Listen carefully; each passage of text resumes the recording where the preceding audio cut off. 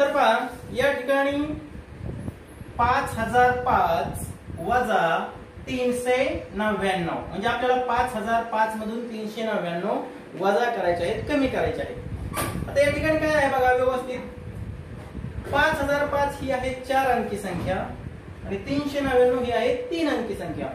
आता मुले ही संख्या लिहित असताना खाली वजाबाकी स्वरूपात इथे चूक करतात। काय चूक करतात बघा बरीच मुलं, तर 5005 वजा 399 या पद्धतीने लिहितात। तर या पद्धतीने लिहिल्यावर ही वजाबाकी 100% चुकणार। मग आता कसं लिहायचं असतं पहा, तर याच्यामध्ये 5 हे एकक आहेत आणि याच्यामध्ये 9 हे एकक आहेत।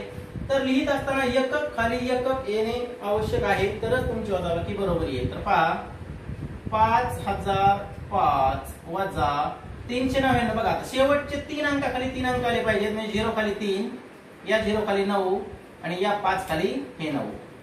आता पुढे बघा, आता 5 मधून आपल्याला 9 वजा करायचे आहेत, परंतु या ठिकाणी 5 हा अंक लहान असल्यामुळे त्याच्यामधून 9 वजा होत नाहीत। मग काय करायचं, तर सगळ्यात सोपं, तर 5 ला कट करायचं, 5 जशाला तसे वर लिहायचे आणि त्याच्या शेजाऱ्याकडून एक दशक घ्यायचा आहे, परंतु इथे पण 0 आहेत।